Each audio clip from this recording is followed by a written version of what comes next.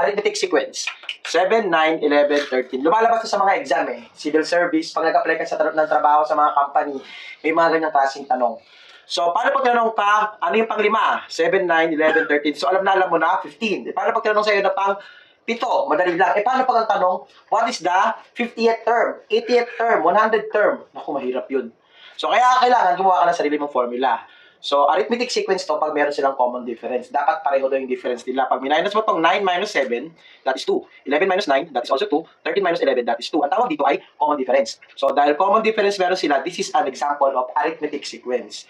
So, para makagawa ka ng formula, lagyan natin a sub n is equal to, ano yung common difference? 2. Lagay mo 2. Tapos, write natin yung n. Then, minus natin yung first term at saka yung common difference. 7 minus 2, that is 5. So, plus 5. So, ito na yung magiging formula mo. Check natin kung tama. O, ano yung first term natin? 7.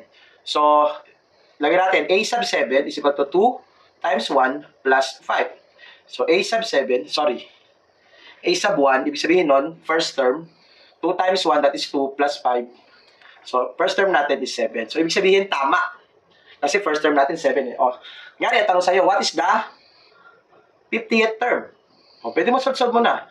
2 times 50 plus 5. So, a sub 50 is equal to 2 times 50, that is 50, 100, plus 5. So, ang pang 50th term is 105. Sagutan mo nga, what is the 100 term? Ano din yung pang 100? Comment section. Right?